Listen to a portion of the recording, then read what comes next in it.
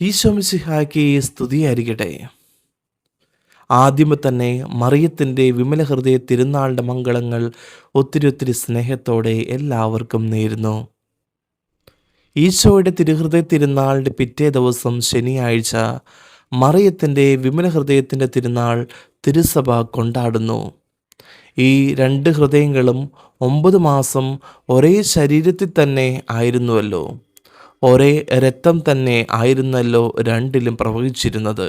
ഈ തിരുനാൾ മറിയത്തിൻ്റെ ഹൃദയത്തിലുള്ള വിശുദ്ധീയ സ്നേഹം, ദൈവഹിതത്തോടുള്ള പൂർണ്ണ അനുസരണം എന്നിവയെക്കുറിച്ച് ധ്യാനിക്കുവാൻ നമ്മെ ക്ഷണിക്കുകയാണ്. എന്താണ് വിമല ഹൃദയം? മറിയത്തിൻ്റെ വിമല ഹൃദയം എന്നത് ശരീരത്തിൻ്റെ ഒരു അവയവത്തെ മാത്രം സൂചിപ്പിക്കുന്നതല്ല. അവളുടെ ഉള്ളം, ചിന്തകൾ, വികാരങ്ങൾ, ദൈവത്തോടുള്ള സ്നേഹം, മനുഷ്യരോടുള്ള കരുണ എന്നിവയുടെ പ്രതീകമാണ്. പാപത്തിൻ്റെ കളങ്കമില്ലാത്ത ദൈവത്തെ സ്വീകരിച്ച ഹൃദയമാണ് മറിയത്തിൻ്റെ ഹൃദയം. ലൂക്കായുടെ സുവിശേഷത്തിൽ പലതവണ മറിയം ഈ കാര്യങ്ങളൊക്കെയും തൻ്റെ ഹൃദയത്തിൽ സൂക്ഷിച്ച് ധ്യാനിച്ചു എന്ന് പറയുന്നുണ്ട്. അതായത് ഹൃദയത്തിൽ സംഗ്രഹിച്ചു എന്നത്. ദൈവത്തിൻ്റെ പ്രവർത്തനങ്ങളെ മനസ്സിലാക്കുവാനും സ്വീകരിക്കുവാനുമുള്ള ഹൃദയമായിരുന്നു പരിശുദ്ധ അമ്മയുടെ ഹൃദയം. ഈ തിരുനാളിൻ്റെ ചരിത്രത്തിലേക്ക് കടന്നു ചെല്ലുമ്പോൾ നമുക്ക് മനസ്സിലാക്കുവാനായിട്ട് സാധിക്കും, വിശുദ്ധ ജോൺ യൂട്സ് 1648 മറിയത്തിൻ്റെ വിമല ഹൃദയത്തിൻ്റെ തിരുനാൾ താൻ സ്ഥാപിച്ച ഈശോയുടെയും മറിയത്തിൻ്റെയും സഭയിൽ ആദ്യം കൊണ്ടാടി. അത്ഭുത കാശുരൂപം വിമല ഹൃദയത്തോടുള്ള ഭക്തി പ്രോത്സാഹിപ്പിച്ചു.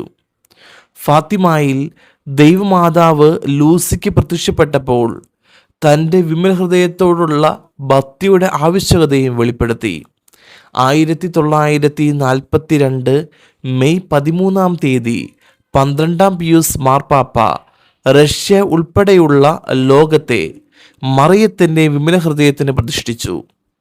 ഫാത്തിമയിൽ ജസീന്ത, ഫ്രാൻസിസ്, ലൂസി എന്നീ 3 കുട്ടികൾക്കുണ്ടായ കന്യകാമറിയത്തിൻ്റെ പ്രഥമ ദർശനത്തിൻ്റെ രഥജ ജൂബിലി സന്ദർഭമായിരുന്നു അത്. അങ്ങനെ പ്രതിഷ്ഠ നടത്തുവാൻ ദൈവമാതാവ് തന്നെ ഫാത്തിമയിൽ ആവശ്യപ്പെട്ടിരിക്കുന്നതാണ്. ലൂസി ആ കാര്യം പരിശുദ്ധ പിതാവിനെ അറിയിച്ചു.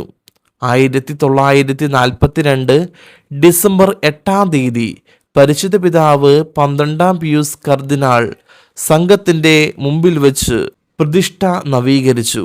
1943 ഏപ്രിൽ മാസത്തിൽ മാർപ്പാപ്പയുടെ സെക്രട്ടറി മറിയത്തിൻ്റെ വിമല ഹൃദയത്തിൻ്റെ ഭക്തി പ്രചരിപ്പിക്കുവാൻ അഭ്യർത്ഥിച്ചു.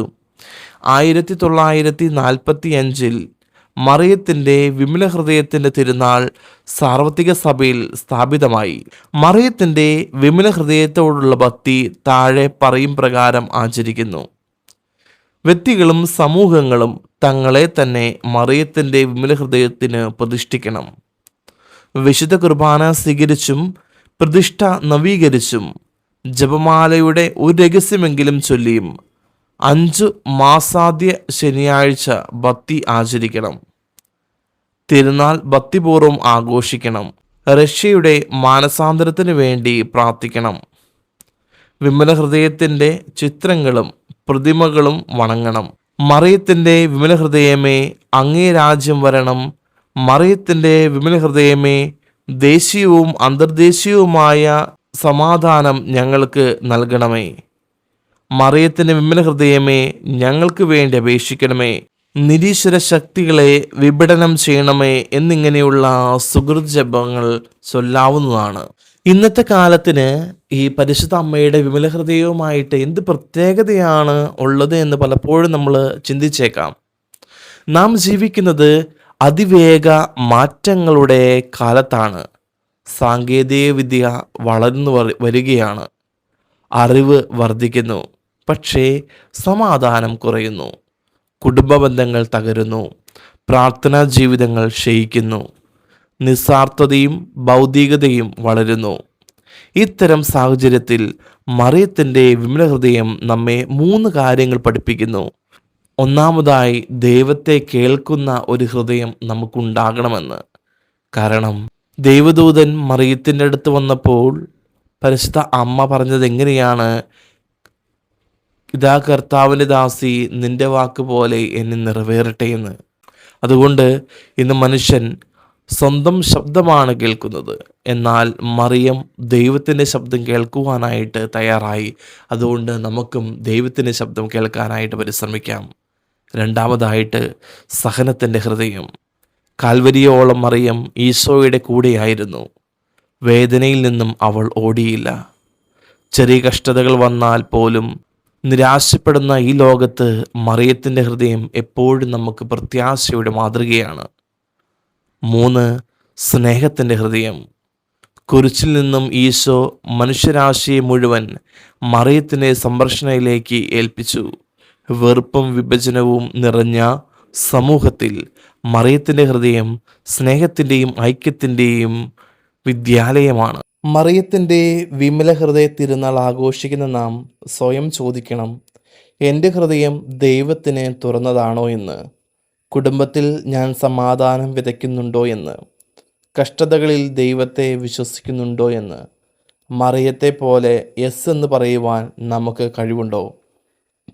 പ്രിയ സഹോദരങ്ങളെ, മറിയത്തിൻ്റെ വിമല ഹൃദയം ദൈവസ്നേഹത്തിൻ്റെ കണ്ണാടിയാണ്. ആ ഹൃദയത്തിൽ ദൈവത്തിന് ഒന്നാം സ്ഥാനമുണ്ടായിരുന്നു. അതുകൊണ്ടാണ് അവൾ ലോകത്തിൻ്റെ മാതാവായി മാറിയത്.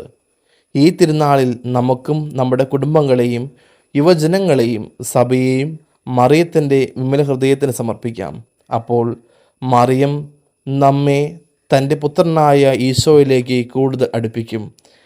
മറിയത്തിൻ്റെ വിമല ഹൃദയമേ, ഞങ്ങൾക്ക് വേണ്ടി പ്രാർത്ഥിക്കണമേ എന്ന് നമുക്ക് മനസ്സിൽ ഉരുവിട്ടുകൊണ്ടിരിക്കാം. ദൈവം നിങ്ങളെല്ലാവരെയും സമൃദ്ധമായിട്ട് അനുഗ്രഹിക്കട്ടെ.